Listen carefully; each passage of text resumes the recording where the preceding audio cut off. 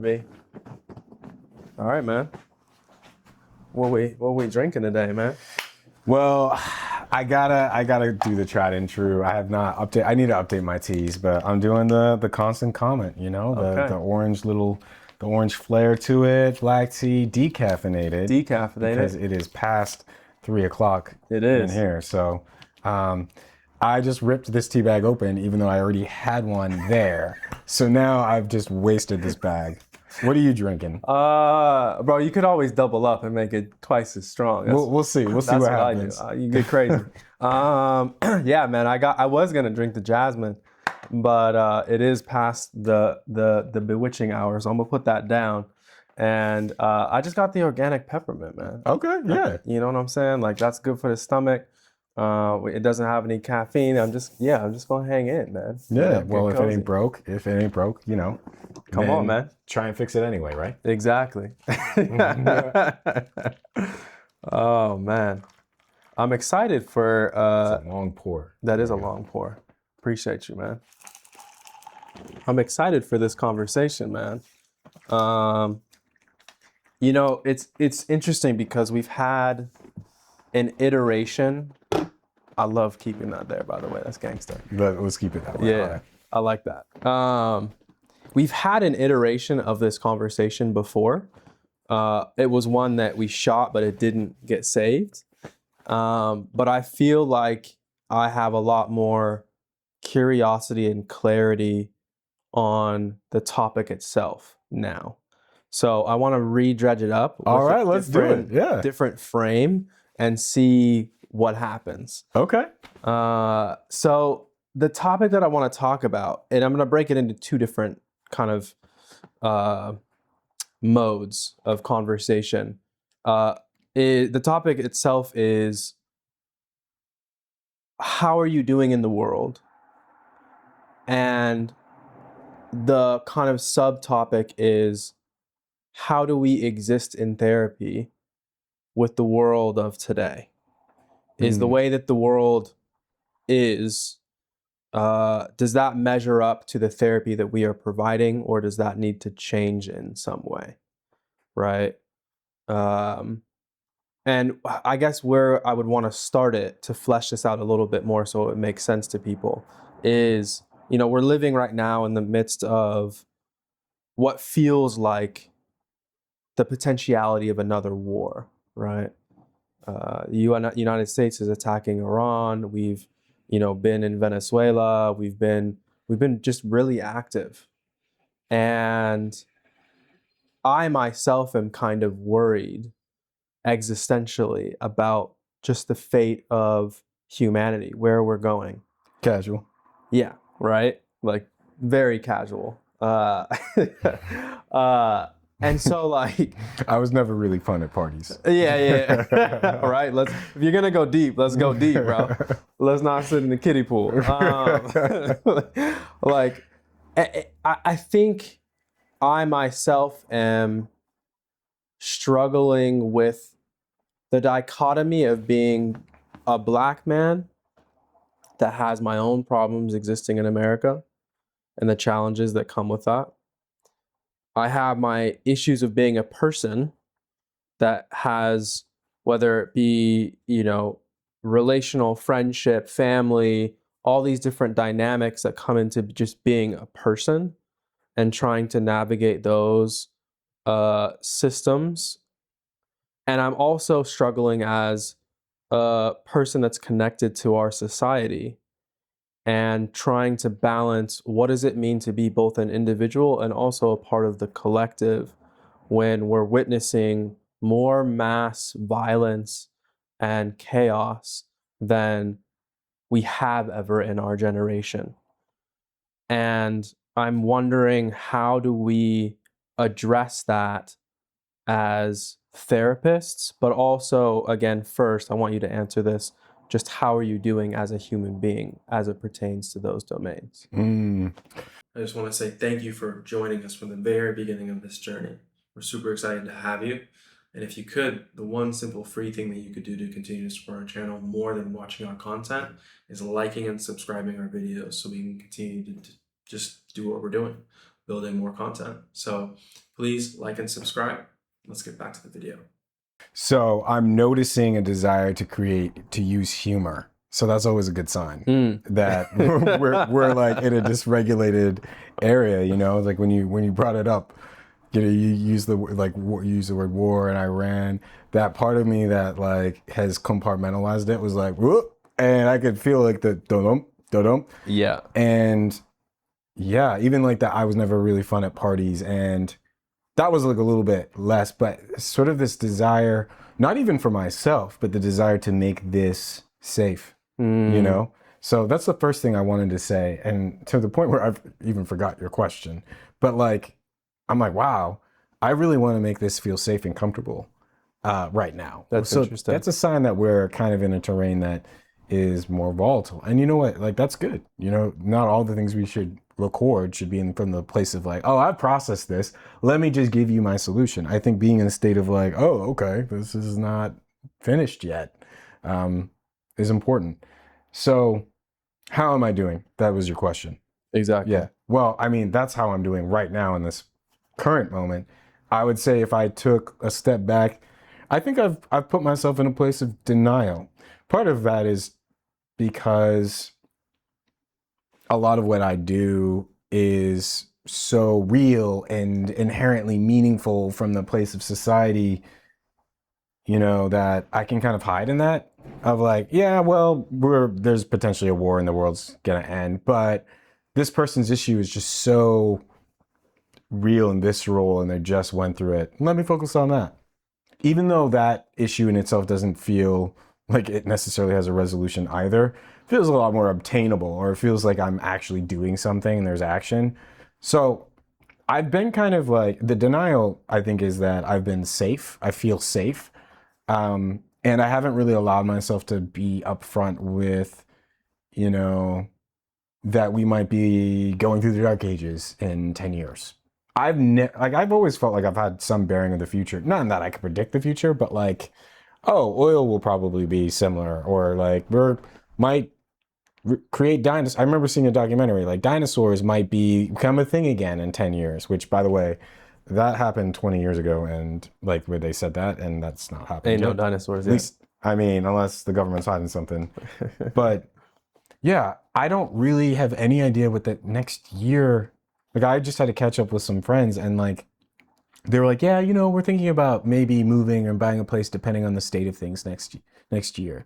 And yeah, I sat with that for a second of like, "Yeah, well, you mean like whether or not we'll be in war, or whether like I don't know, like this literally like revolution, civil war, I don't know." And um, yeah. So I think I've been in denial because that, even as I say that, I don't even feel anything anymore. Like the box has been closed. I'm like returned to that space.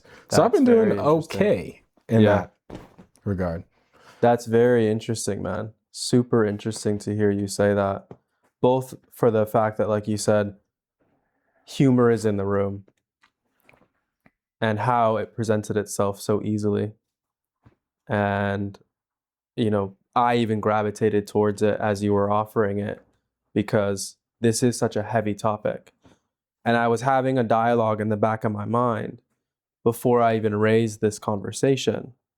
Do I bring this today? Because when we had talked earlier, you know, we're feeling good. Life is okay right now. Yeah. For all intents and purposes. And you were happy when I walked in, and I'm like, do I bring the dark cloud into the room? Do I rattle the cages? You know what I mean? So it's interesting that, yeah, like you're saying, humor comes out, and then also this other facet of denial and how protective that can be sometimes. You're kind of using the imagery of a box and how the box is closed. And in some way, it also felt like you had a sense of autonomy in terms of opening that box and closing that box. And I think that that is both really beautiful and it's painful at the same time, because the more that you deny, you're disconnecting, and yet it also is saving you from fully kind of being in a state of panic and really succumbing to the chaos of the time. Uh, and so I just want to say that as I'm thinking Yeah. about what you shared, because there's no sense of like blame or shame or anything in that. It's just a reality that like I see the mechanisms that work that you kind of described to keep you, I don't know if grounded is the right word, No, but it's great. It's keeping me grounded. yeah. Yeah. Okay. It feels very functional. Mm-hmm. Yeah. And, as you were talking, I'm like, oh, okay, like, let's go there. And but then I felt the more intellectual side to engage. I'm not trying to like get rid of all the weapons that allows me to have a conversation with you right now. I'm just trying to notice that in the intellectual side, it's like, well, is it really worthwhile for me to kind of like dig through and think about it, like what is really happening and what is the purpose that it's serving, and why are we trying to advocate that people look at the news all the time so that they go crazy? And we can obviously have all those conversations, but like that other part of my brain's coming out where it's like hearing you talk, where it's like, oh, okay, well, here's this other tool. So yeah, we don't have to go humor. Like, yeah, let's analyze it, which we kind of have to, but like it's worthwhile to have a conversation. So Mm-hmm. these things are going to come out anyway, but it's just interesting to also notice, yeah, the intellectual side to come out. Yeah. Absolutely. It's the mechanisms that again like keep the darkness at bay, Mm-hmm. you know? And even for myself, there's a lot of Well, I before you get there, go ahead. let me say thank you for bringing in the dark cloud anyway, Sure. and allow me to be the one to ask, how are you doing? Because I don't want you to have to answer that on your own. That's something that feels like important for me to ask you Sure. that, and not have you serve it up to yourself, Yeah. because it is a big question. Yeah, no, I appreciate you for offering that. And I don't know, man. I think it's there's many layers to that question because on a day-to-day capacity, I'm good. I'm in good health. I have my relationship is good. My family is doing okay in terms of health and everything, you know? I hang out with my friend. We're having a conversation. The sun was out today and it really brightened my day. You know, like these things are the tethers that keep the chaos inside of me about the world at bay. And there's a lot of intentionality that I try to put into dancing with that and acknowledging the reality that we're living in a time when I feel more uncertainty, rage, and grief about the world than I ever have before, and a lot of disillusionment about the world. Yeah. And it's scary. That's the next layer, is that if I sit in that long enough, I'm feeling uncomfortable again. yeah, I'm just realizing, like, when you stepped out to go to the bathroom before this started, I yeah, went on my phone, and I don't know why, like, I was just on social media, and I saw like the US voted against the UN resolution that, slavery was, slavery, yeah, and the reparate, yeah, and I'm like looking at the comments, and I'm like, and it's interesting. I completely forgot that happened. yeah, And now hearing you talk, I'm like, oh, yeah. because you said rage. I think that was my cue of like, because I was like, yeah, no, I'm not angry. And then I was like, no, I'm angry. I just was angry like 30 seconds ago. Yeah, but like how interesting though Yeah. that that is forgotten so Oh, quickly, absolutely. right? Like mechanistically, we can't hold on and sit in that place too long, or else it becomes completely destructive. Because on a societal level, there's not much that we can do about that. When I saw that yeah, it was three countries: Argentina, the United States, and I think there was one, I can't remember the other country that said that slavery was not the greatest crime against humanity. That Congo had offered that to be represented in the UN, and it was passed, which was a really beautiful moment, I think, for me as a Black person. Yet to see the country that I'm living in deny that reality when they had such firm responsibility for what happened, you're like, what do I do with that? Yeah. On top of the reality that we're already doing so much harm in and outside of America right now. Yeah, I can feel the rage building. Yeah. And I'm realizing what I've been doing with it is ignoring it, Mm. frankly. Yeah. Yeah. It's interesting watching you Yeah. even as we're having this conversation because I can see you I can see it build, Yeah. right? And there's feelings that I have about that happening. Uh, Yet I just am acknowledging, yeah, like it's there. And I think that that's the thing that I kind of want to like dig into a little bit, not necessarily yours. You can share it if you want. No, I feel I'm here and I appreciate it and I'm glad this is happening. Okay. Yeah. Okay. I just feel like I'm curious about the chaos and how do we exist in the space of connection and disconnection.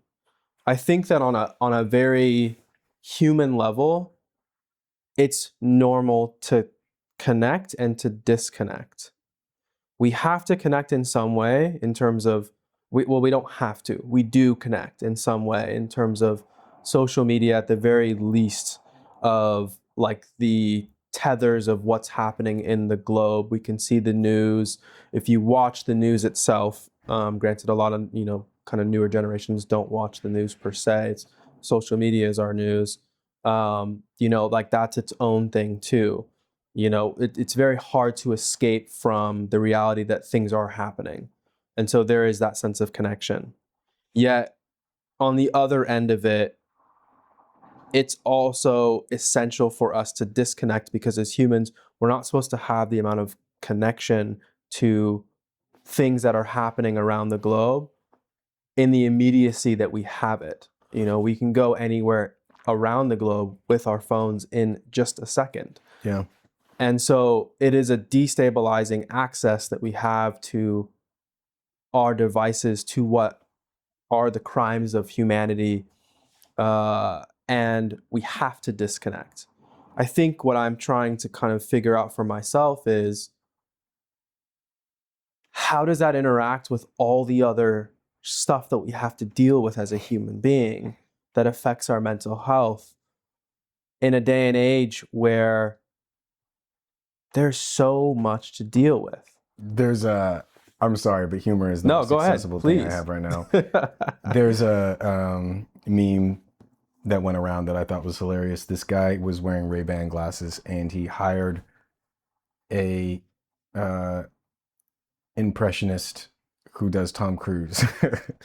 And the Tom Cruise impressionist like came over and just was like doing all of his bits. And he was like ha ha ha ha, and like just like, oh, Top Gun. And within like 15 minutes, the guy just ran out of tricks. Yeah. And he was just sitting on the couch. So and the impressionist was saying to the guy who paid for the services for an hour, so what now?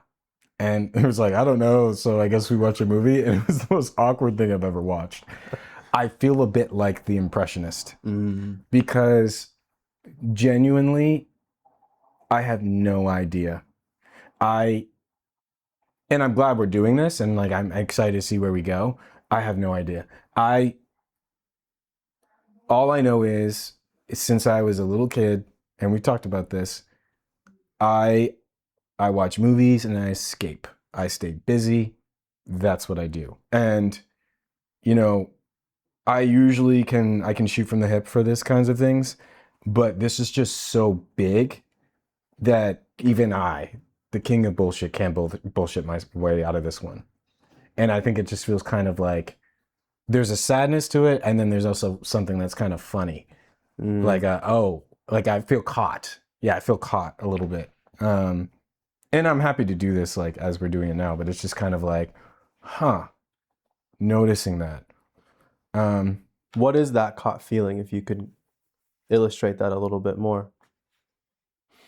I feel like I'd be selling snake oil if I were to like use, because I think that the things that we've talked about before, there's always been I feel like I've earned the things that I've said through my own process. Like, oh, I've felt that shame. So I can dish this out a little bit more. And there's always like, I think with this stuff, there a little bit of like, it's not going to apply to everyone, but at least I know that there's some authenticity to it. I think with this, because I have not been training myself in this, that it'd be a little bit like me like trying to describe to you how to like do gymnastics when I know nothing about it. Like it feels a little bit more like that, which is funny because we both studied existential phenomenology and it's all about meaning and existence.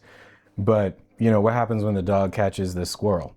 I don't know. I just love watching the dog run, and Mm, I think this is very much the catching of the squirrel, because it's like actively every second of the day something terrible is happening. It's not just like a, oh, what did you think of, like, I don't even know what, I don't remember what happened last year. You know, yeah, I all I have to do is pull today, the yeah, article I just saw, oh, another thing. So it just feels so, as of like compared to every other thing that we've talked about, this is something that is just constantly real. You know, like I can poke my head in the news and it's like, oh, wow. And yeah, it's intense versus like, I don't know, everything else, like it feels like it's more just inherently contained. yeah. Like even talking about my childhood feels easier, like talking about like some sort of trauma or weak point feels easier, Hmm. but this is like not processed. Yeah. Yeah. There's a razor sharp edge to it, Oh yeah, absolutely. and like you said, I think it's one that is constantly primed and sharpened every single day Yeah. and reapplied to the gut, to the sternum, to the heart, to the brain. And what do you do with all that pain? What do you do with all that suffering? I actually really genuinely appreciate the humility in saying you don't know what to do. And I don't necessarily even know that I came here with an idea of like, oh, do this, this, and this to like figure it all out. I don't think that's what this is. I think there's a lot more uncertainty within me, both as a human and as a therapist, than there ever has been in this domain because of the reality that there's so much. And I myself as a human, at the very least, like you said, I have to be able to in some way have a little bit of a touch point with what we're talking about Yeah. when I'm sitting with clients, um, or like even when I'm sitting with my friends, to be able to like engage in what is being brought. Most things I can touch on. This I can't really sit with. This, I'm experiencing it in real time as my clients or my Yeah. friends or my family is experiencing it. And there's so many feelings and thoughts that go along with it that cloud my sense of certainty. Yeah. What I do know is I don't like talking about this stuff with many people. Mm, Um, there are just occasions where there's this opening, and then everything is so in process that something feels unsafe, and then it feels like the conversation can devolve. And the only therapist skills I have is like noticing, oh, I can't do this. And which doesn't feel like, it kind of goes against some foundational principles I have, which is mm, like that discomfort is grounds for growth. mm, And no, we need to be in this discomfort together. But there is a safety component that goes off, like a boundary. totally. And so there's very few people that, it's not even like that I want to. It's like, oh, like I it's time to do my homework of, this discomfort, and I need to process with someone. It's usually kind of spontaneous, but like I have, like you talking about things, I have like a friend or two, but like that's not really happening that often. And when we are, it's like this long chain, and it's tough. But like I know that him and I can be uncomfortable. We have different political opinions, and we can just throw it at each other, and it can get bad. But like we can always come back, and that's been helpful. Um, talk about like with my mom and my brother sometimes, but it always feels like we don't do it that much anymore. So when it does happen, it's kind of like, can I just vent? Mm. It's not like a let's go deep into the crust. Yeah. Um, and when people invite it to me, like at a high level, I just get more therapist-y. Yeah. You know, like, oh, well, you know, this is what, that's the intellectualizing part. So there's that data scientist guy. I forget. He's a black gentleman, Mm. really smart. He always says follow the data. I forget his name. DOS Disclosure or something like that is his Instagram handle. Interesting. Okay. But you know, like he made a really good point about like why are men gravitating towards sort of like toxicity uh, within the conservative movement, and um, he said, well, they offer community, Oh, and I so think I saw that. intellectually, Yeah. oh yeah, I think yeah. Um, so intellectually, I'm like, yeah, okay, that like checks off a box. I feel a little bit better now. It's like, oh, we just don't get it. We need to create room. But I'm not really like solving a problem because it's not like I'm a part of any sort of political movement directly. Mm. So it's not like I'm gonna like create that community for men. I mean, I'm kind of doing it, I guess, in my work, but like not really, you know. So yeah, I kind of go to those things sometimes. Sure. That's my like stream of consciousness. Yeah. Yeah. No, that's really interesting. Sorry, I'm gonna close the window really quick just Mm-hmm. because the cars, but I'm Yeah, gonna go for it. hit on that piece. I wonder if I'm gonna struggle like I did last time. Yeah, it's a core workout. Yeah, dude. Oh, there we go. Yeah, there we're good. Not as big of a struggle as it was last time. Be prepared this time. You know what I'm saying? I might be hitting a little iron. I don't know. No. Yeah, man. Like that piece about safety, I think is really important because, again, this word layers comes into it, where I think the current climate, a lot of people feel unsafe. I don't care if you're a conservative or if you're a Right. Democrat. There's so much churning and just things that are catching attention that I would imagine that it's very dysregulating for a conservative person, and it's also very dysregulating for a Democrat, a Democrat. Sure. Yeah.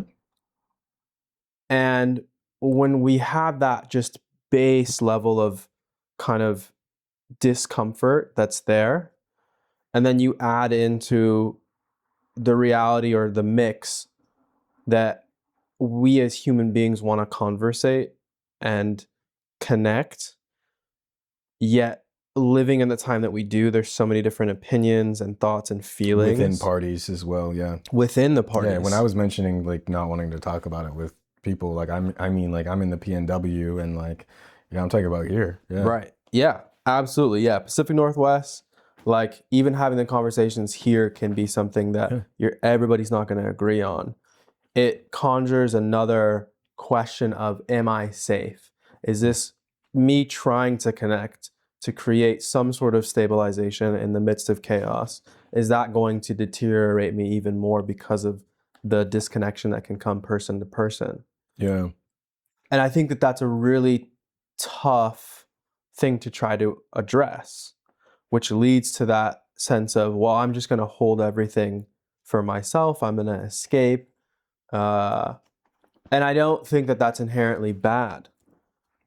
Yet I do think that it is really tricky when we are social creatures and we don't have those safe places to unravel. Yeah. And it feels like we're in a time where we just need to unravel in some way. Absolutely. I'm about to get myself in trouble with like a lack of clinical knowledge in this domain, and that is the domain of group therapy. So I've never run a group or been a part of a group to the extent where like I'm looking at, you know, like I studied it in you know for my exam and like I know their group stages. And here's why I say this: the first stage that I understand that happens in group development, or one of the first stages, is establishing norms, and that's supposed to create safety. I've noticed a reluctance and a disagreement with that for the sake of safety, where, you know, for something to be trauma informed, one of the components is naming sort of like, here's the exit and that kind of thing, which I think is important to do. for sure. And like understanding hierarchy and naming the power structures so that people know what they like, those are all make sense. But I think that there's something that happens in trying to keep things safe that makes me feel unsafe. That the norms that you're trying to, so you see it a lot with classrooms. Mm. And I think I disagree with like creating class norms. Um, that's not to say that there shouldn't be something else, but I think it is on the leader to practice the things that they believe the norms to be. I think it's much more important for that to model that than it is to say it in the beginning. Because what happens, I think, when you try and when you create all those rules is that people start to feel more like, oh, I don't want to do this, I don't want to do that. And like you were just saying, I think that we need to be able to mess around a bit. We need to be able to tango. You know, we need to be Yeah. able to like, can you push back and can we be okay? Can we survive that? And so, you know, like even in my, you know, short stint, you know, I'm still very much a budding teacher. I've noticed that in being honest and doing humility and apologizing for things that nobody asked me to apologize for, that's been really important. And to be Mm. able to incentivize people to talk about difference in there has been huge. And it's like, it's funny because like I'm not the one experiencing that. So it's like I'm doing it as like a curator, but like I'm not, you know, I'm not in the conversations as much, Mm-hmm. which is allowing them safety too, because I'm not like going out of my way to listen to every single conversation. I'm giving them space. I'm trusting them. And I think that there's some element of trust that's important. And I think for me, maybe I have too much clinical knowledge sometimes that like I just don't know if I can be like a lesser form of myself, decompensate it. If I can be like in my fight or flight response and like other people can handle that. It's not that I'm afraid for them Mm. per se, but it's just like maybe not like, are you going to be able to like hold me and be like, oh, I'm noticing that you're like, James, you seems like you're really mad. Like, are you okay? Like to not take it personally almost. Yeah. Yeah. But Yeah. like, I wouldn't want to make that a norm. Like, Mm. hey guys, like, no, we haven't talked about politics in a while.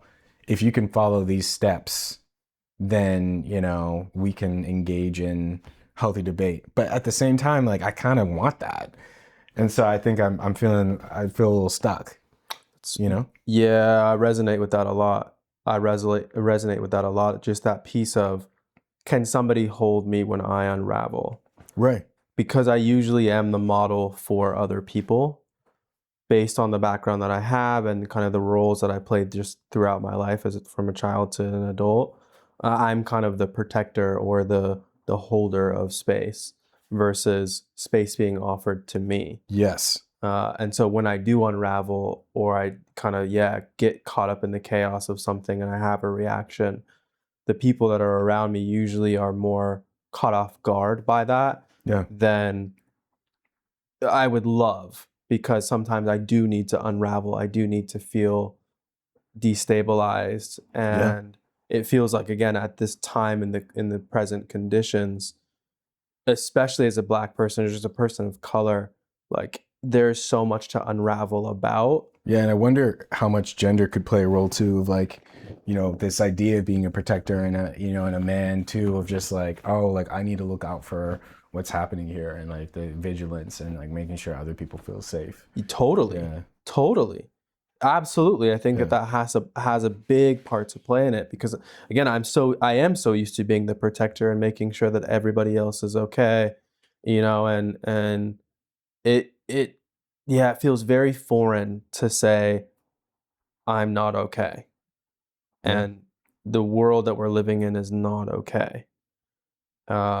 I can express anger, I think, about it, but to really get down on this, like, de not de-evolved, but like disillusioned, disheartened, I like to hopeless. evolve, honestly. Yeah. You know what I mean? Like I like to be able to, the ability to be able to say like to share vitriol, but to be able to come back and like after and be like, yeah, and this. You know what I Yes. mean? Yeah. Like the metaphor I've been using, I don't know why, is like, I don't know, the kid going up to the mom is like, I got mad, so I broke my Power Ranger toy. And it's Mm. like, oh, you were mad? It's like, yeah, like, so I broke it. And then it's like, I wish I didn't break it. And like, I know it's not, I know it's not the toy, Yeah. you know? Like to be able to do that. Yeah. But I feel like everything is logged and everything is share, and like I feel like I gotta perform, you know, Yes. and like not even in an authentic way, like of like in a protect, like in a survival way. Like I have to perform, or else like it will come back, and like it becomes something, and yeah, especially in this age of technology that we're in, you know. Yeah, everything is monitored, and there's a real grief I think that I'm connecting to in that the freedom to be able to de-evolve and to have that be in a more reactionary state.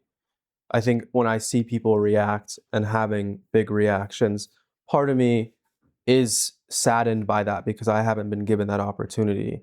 I think, especially as a Black man in this society as well, living in a predominantly white area, the de-evolved kind of more reactionary Black man that's kind of inhabiting his emotions. And I don't want to like de-evolved and living in your emotions. Let's be careful with that terminology, just in my mind, because I don't Oh want yeah, that's people to fair. like think I about, appreciate that. Yeah. yeah, think about that in the wrong context. Yeah. But like when I am reactionary, again, it usually leads to somebody else feeling unsafe. Yeah. And that really bothers me Yep. Same. because I've held people and I don't feel unsafe when other people de-evolve. And I know part of that is me being a man and being strong to a certain degree and whatever. Yet there is still this desire, especially in this day and age, when I'm seeing what I'm seeing on the news, to want to just have a big reaction, like you said, and break the Power Ranger or, throw the fucking huge boulder into the river and just destroy something Yeah. because there is this humanistic feeling of just rage and sadness and grief that's so overwhelming. And yet I have to contain that in a way that I think oftentimes for me looks like escaping. Um, Same. so yeah, I don't know. It's just a weird, really sad thing. Yeah, it is. There's I'm reminded of a couple things that seemingly have nothing to do with what you said, but I mean the escaping part. Uh the dinosaur documentary on Netflix. Yeah, Steven Yeah. Spielberg. Yeah, yeah, yeah. I haven't seen it yet, but it looks good. Yeah. It was Spielberg Yeah, produced it? Spielberg Oh was a no. part of that. No Yeah, way. yeah, yeah, Okay. And Morgan Freeman is like the narrator. yeah. So it's like, just Morgan Freeman talking about dinosaurs, Yeah. and Hmm. like and it puts things into perspective, and it's like really not low stakes, Yeah, it's for not. sure. I mean, it's a family thing, but watch out, some dinosaurs are eaten. Yeah. But I don't want to spoil anything, so maybe we edit that out. But it's like, oh, like something happens, and then it's like, all right, let's fast forward 12 million years, and there's something really grounding about it because I'm not here. Yeah. And then it's like, oh well, we're so insignificant, and this will go away eventually. And the classic Martin Luther King quote that's misused all the time: the moral arc of the universe bends Hmm. towards justice, as like a sort of like weight, which is like something he writes against in a letter from Birmingham jail, which is Yeah. like, we can just don't say wait. But it's it's just interesting, the things that kind of come up. I always notice that like a Lady Gaga song becomes really popular when things are bleak. Like during the pandemic, she did like Rain on Me, and then like she released her album recently, like her latest one. And I think that there is something really beautiful about Escape because it offers us the opportunity to play, an opportunity for wonder, an opportunity to kind of like act out things and have indirect objects and like have stories. I think this is a disruption of storytelling, where it's like, okay, the villain dies, or the villain's still there and there's another episode. But even, with a story, there's like a containment, whereas like with all of this, there's not.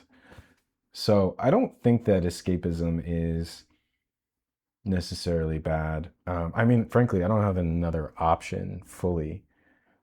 But yeah, I guess my question to you is like, what do you think about action? Like, do you feel like you should be doing more?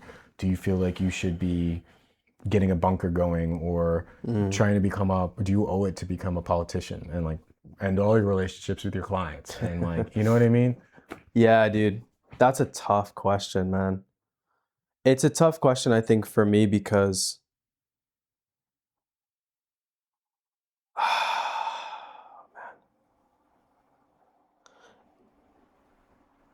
I think people might take this the wrong way. And when I say people, uh, there's a there's a specific subset that might take this the wrong way. I I think I've really tapped into the reality that like my ancestors have gone through so much in the world. And oftentimes I tap into that weariness and I can feel that weariness course through my body. And it helps me sometimes to let go, Mm. not in a negligent type of way, Yeah, no, I'm feeling you. Yeah.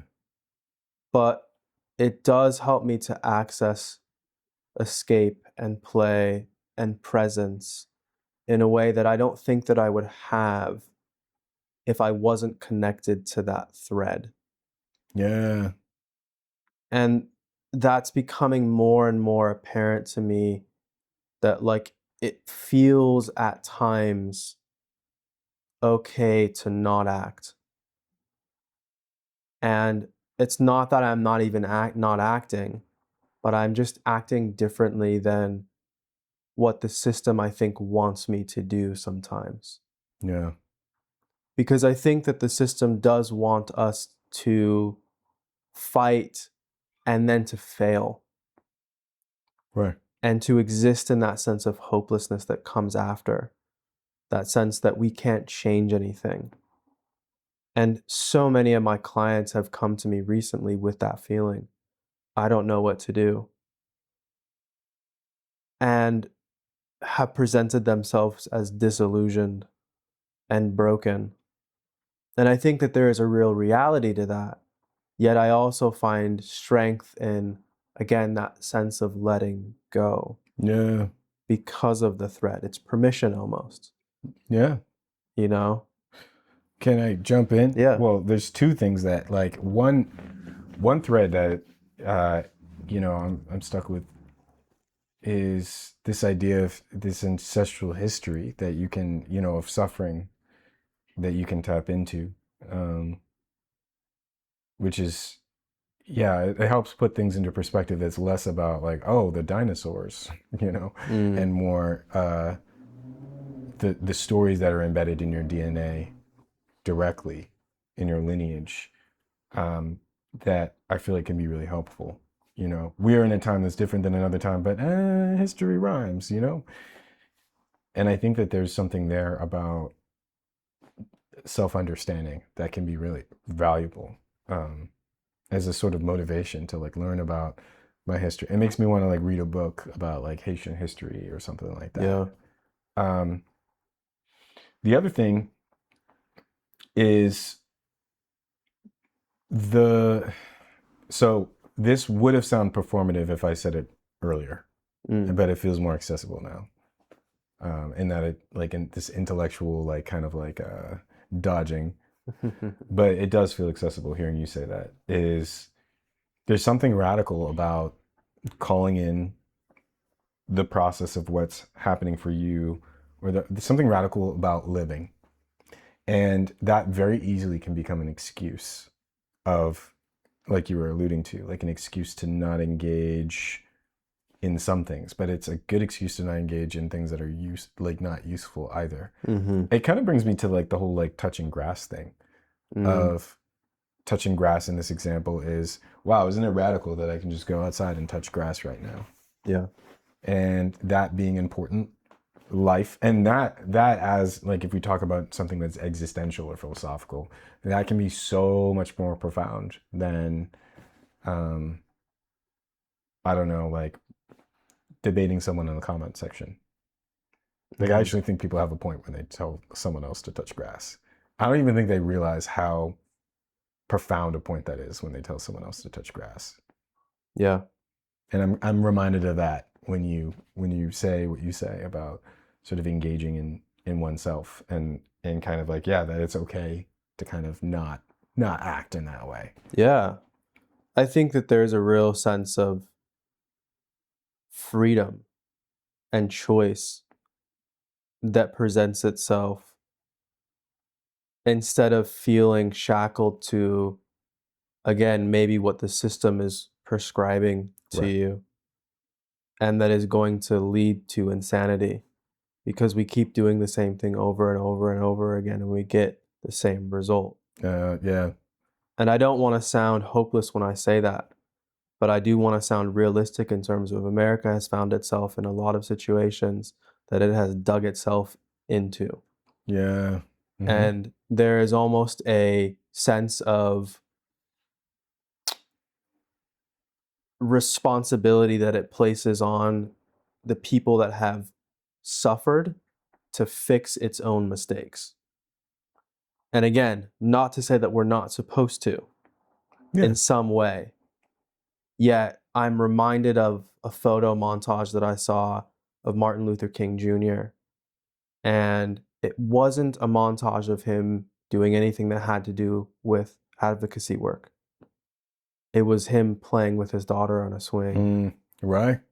It was him hanging out with his wife and just the smile and the warmth that came from that. It was him sitting down with his friends and eating a beautiful meal.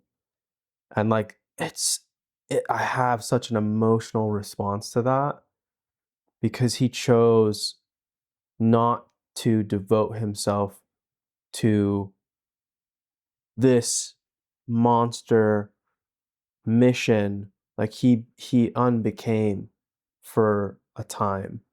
And one of the things that I love saying, and Dr. Gabor Mate said this, but like, you know, healing from trauma is the process of unbecoming.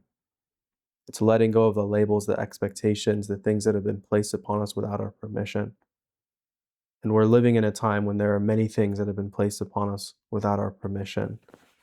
And so, how beautiful is it that we have an opportunity to go and do things sometimes? And for the people that don't, um, like there is a steep sense of profound grief there because some of us don't have the opportunity to go and touch grass and to exhibit like play or escape. Yet for those that have the opportunity to do that, what a gift that is. Like genuinely what a gift that is.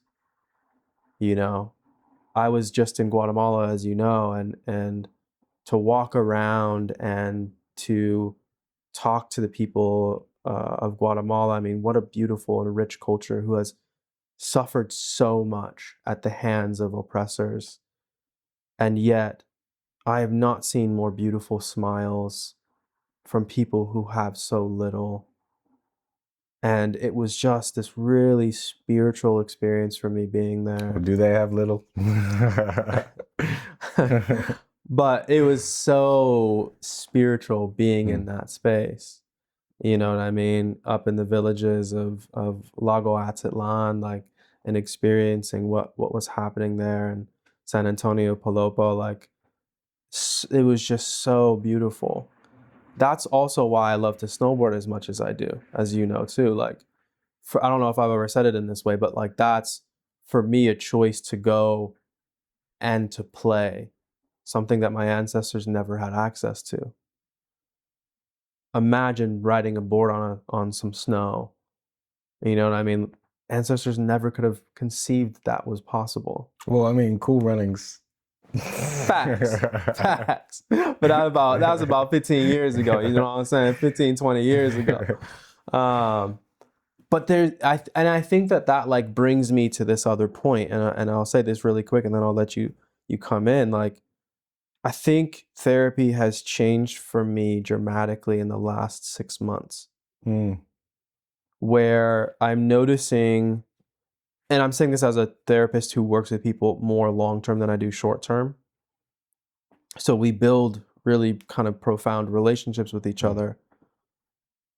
And I'm finding that those relationships are needing play and escape, conversations about things that don't have anything to do with trauma or suffering or pain, because they brought those things both in their individual life and in society. And sometimes we're so inundated by that suffering that it creates paralysis, versus when we engage in these more kind of pure childlike states, it creates movement.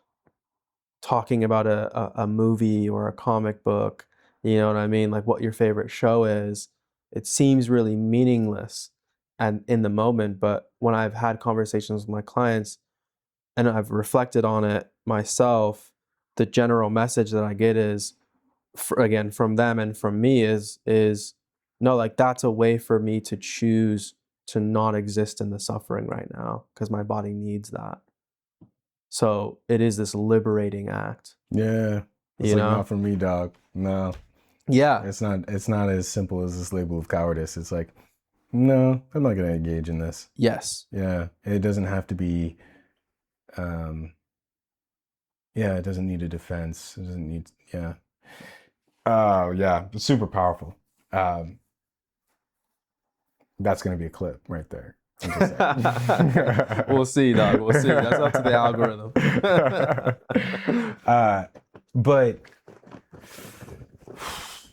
so many things. I feel like we talked about Bayo Akumalafe, right? Yeah. Did we? Yeah. I'm brought back to him in that the pendulum, right? And this idea of yeah, we're being pulled into roles. It's kind of like family system stuff where it's like, which is basically this idea that family systems, oh, I hope I didn't get this wrong, but apparently the form of therapy started when psychiatrists were working with clients, patients with schizophrenia, and then they would feel better, and then they would go home, and then they would come back, and they were like, I feel like something's wrong with the family. So they created this thing with family systems, and the idea is that like this person plays a role, that person plays a role, that person plays a role, and that's how we're trapped in this dynamic. So if you change your role, everybody else will have to change their role, right? So if you don't get defensive, watch what happens. Like, see how people panic and they have to find a different role. That's the idea. Obviously, you know this, but I'm saying, Yeah. But the interesting thing about this is I feel like we're in one giant family system right now, where we're being pulled into these roles of like, oh, well-educated black guy, save all black people and do this specific thing. Oh, liberal person who lives in this region, you should be doing this.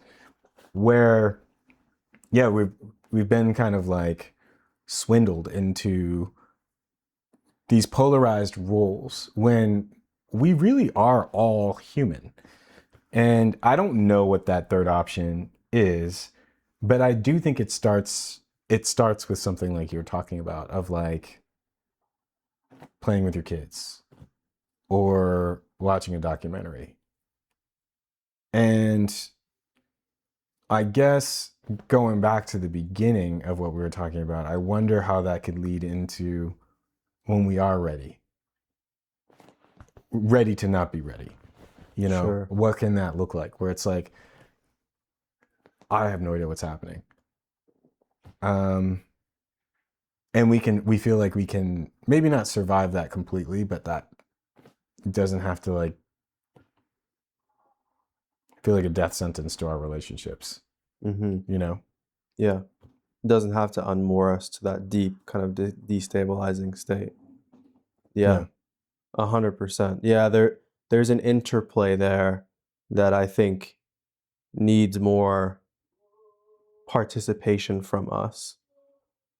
And I think as a therapist, I think that I feel a sense of responsibility to say that therapy, I said this before, but like therapy cannot address what's happening. It wasn't built to address the realities and the crimes against humanity that are happening. It's too big. And I tell my clients constantly, like, tell me how you feel, yet also recognize that like that I can't create a container for it. We can create tools that have to do with escapism imagination, I think, is a big part that we play, that we would play with a lot, and breath and different things of that nature. But allowing yourself to not again be dredged by the scorching heat of what is happening sometimes is the most peaceful thing that we can allow ourselves to do. It's the best gift that we can offer ourselves. It doesn't necessarily mean that we look away, um, again, but it does mean that there is moderation there. And I think we're living in a time when humans really struggle with moderation, Yeah. you know? I, Yeah. I feel like true liberation is the discovery of one's being. Mm. But I think that when I say that, first of all, for some people, they may be like, what do you say? I was It going to say sounds that's a cool. really big Yeah. thing that you just said. Yeah. Um, but I think that for those that feel like they understand, it might sound like I'm talking about nirvana and like Buddha and floating.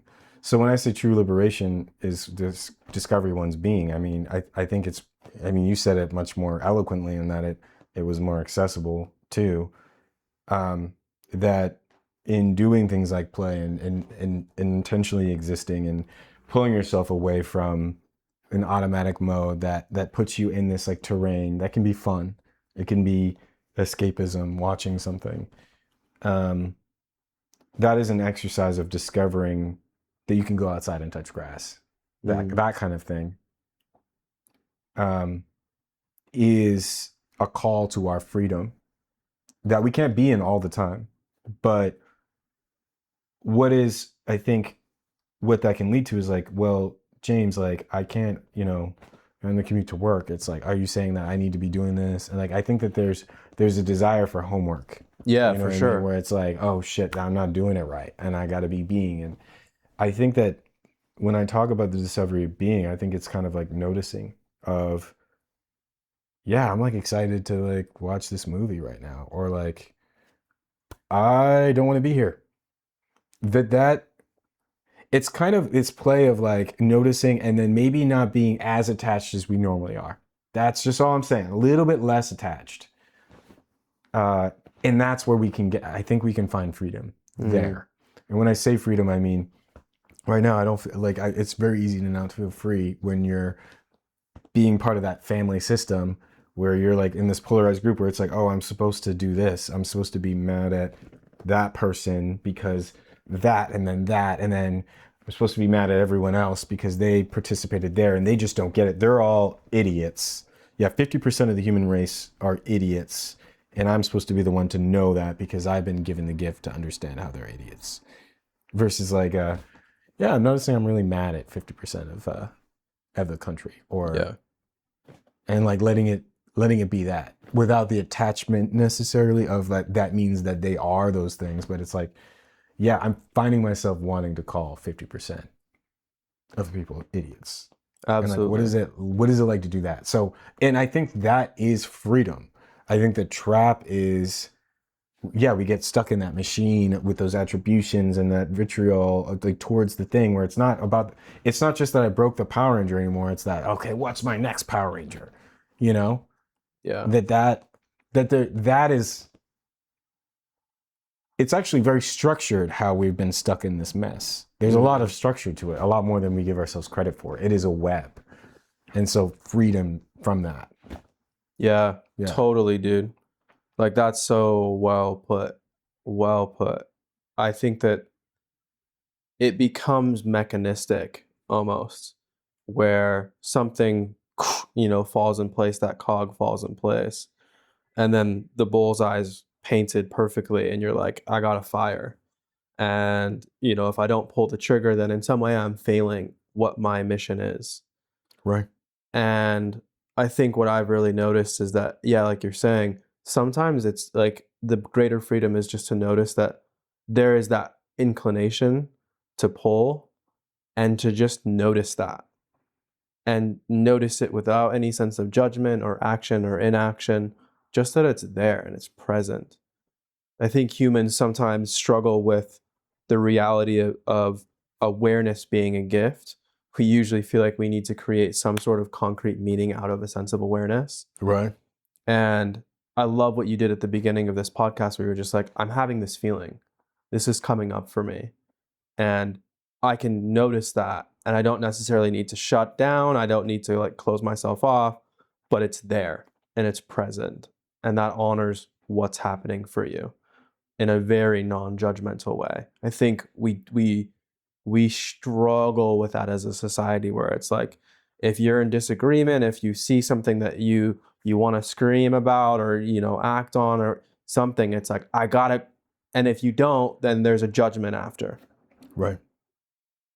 But that's so binary in and of itself in terms of how complex humans are and what we need and what our capacity is, and sometimes when we need to pull back a little bit, or when we have the energy to go forward, maybe we need to go to this, like there's so many different stratifications there that we can take, yet usually we just see the one. Yeah, love that. I'm reminded of like I don't want to like throw too much in this, but I just had a conversation with the therapist that I meet weekly, the collective, and she mentioned Amanda mentioned that she doesn't really know if shame is actually like, well, first of all, shame is not a bad thing. Is the point. There's Brene Brown apparently says, I don't do a lot of Brene Brown just out of just because I'm a bit of an asshole. Like I hear a name too much and I'm just kind of like, okay, like Shout out to Brene, bro. I love yeah, Brene. I'm sure she's great. Love Brene. Keep going. I'm just kind of like, when enough people say, did you watch that thing? I'm like, no, I'm not going to watch it now. Yeah. Which is a toxic trait. Anarchist. Yeah. But apparently she makes this distinction between guilt and shame. Yes. Right. And, but Amanda was like, what if shame is like actually like is like a good thing, which is not that revolutionary to say, but the point that she dug in on, which I thought was really profound, was like, it seems like we're not really digesting shame right. Like I feel like it'd be helpful if we could do a little bit more shame actually. And I'm like, yeah. It just feels like the way that it's, as a therapist, I experience shame in clients, but also in self. It feels kind of like more like a rumination, a repetitive thing. And it's like, well, wait a minute. You're saying I need more shame? What are you talking about? But actually, like having gone through, and I wish I could almost recreate this in a way for my clients, because like when I've received it as a client, it's been so great. Great is the wrong word.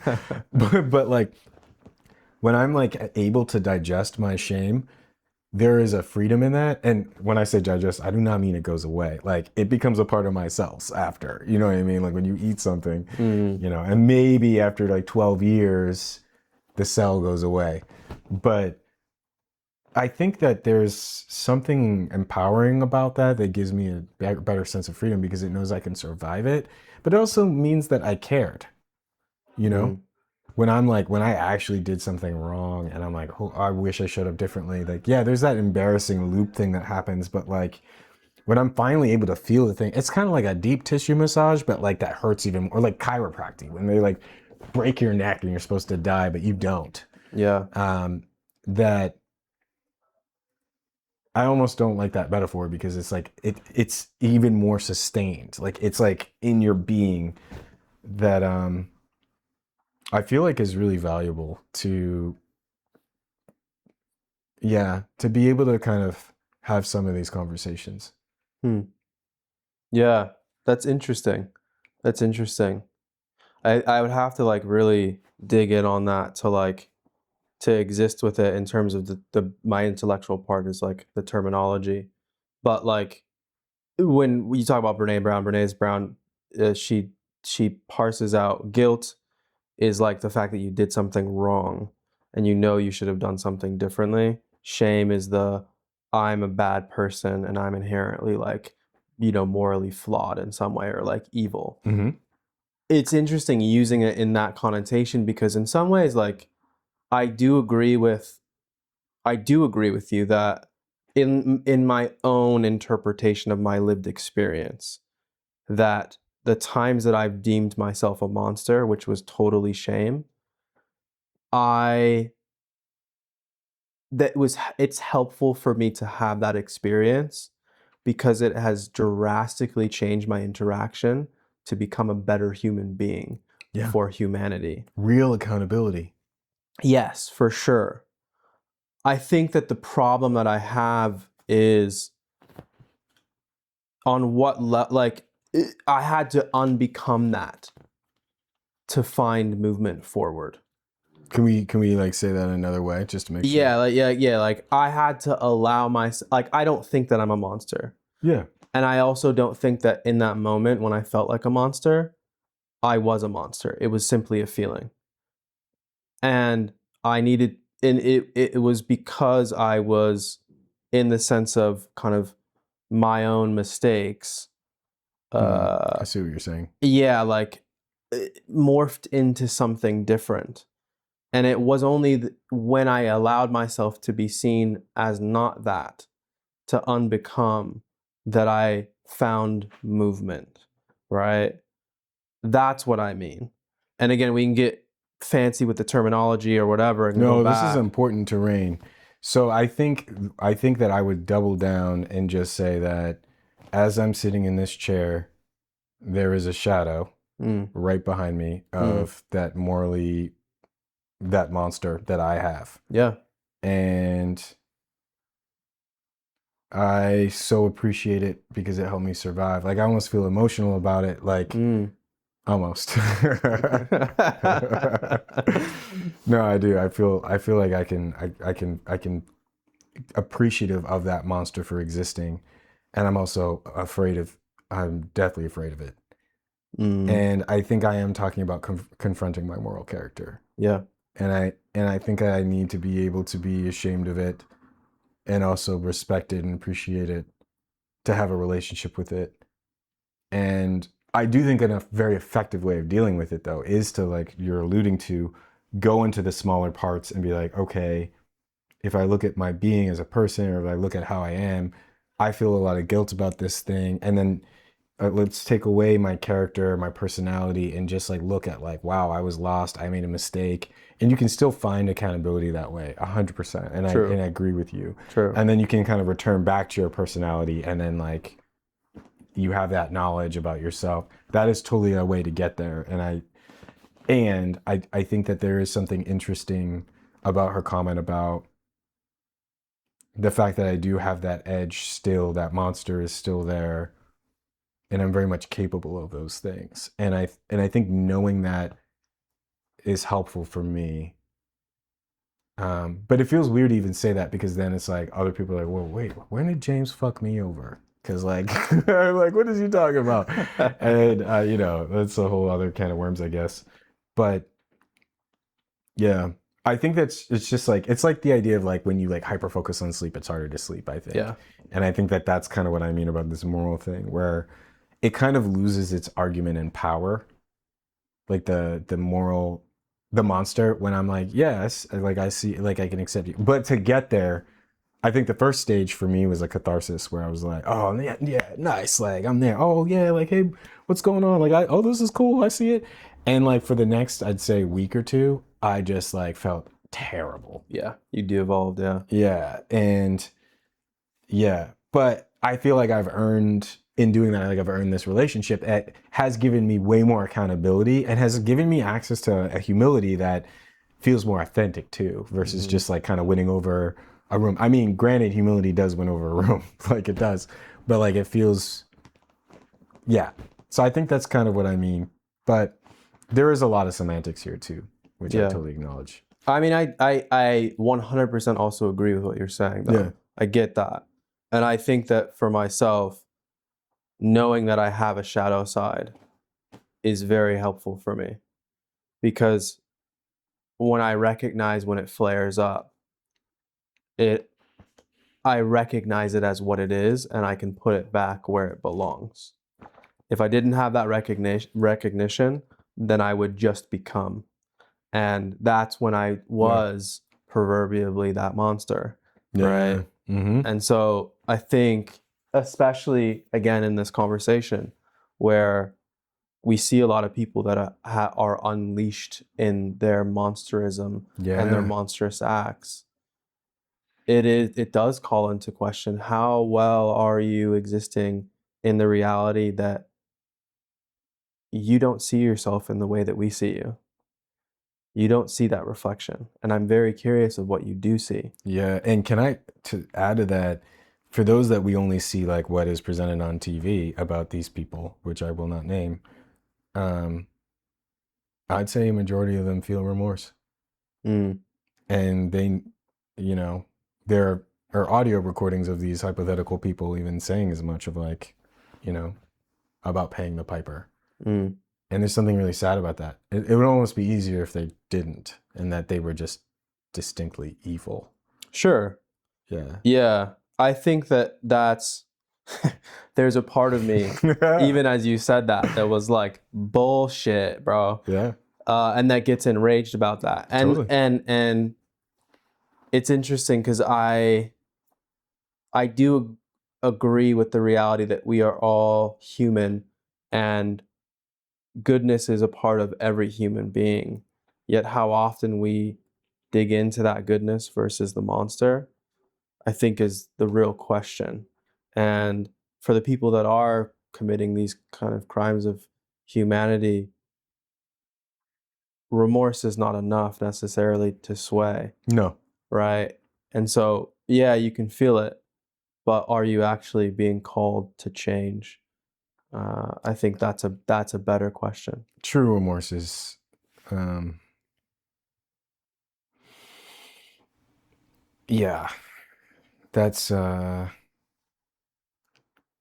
don't even have words for it. It's not some, it's like it's a very rare event. It's Hmm. like I forget what you call it, the green lights in the sky in Seattle, like being Sure. able to see that. Yeah. It's true remorse for those kinds of things where like the debt collected is so big.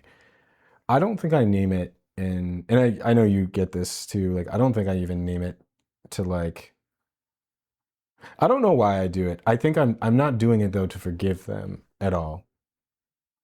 But I do think there's something it's like an important scary reminder that they are human too. They're just as human as And we are. yeah, and Yeah. like it's not just like pathological, Yeah. you know.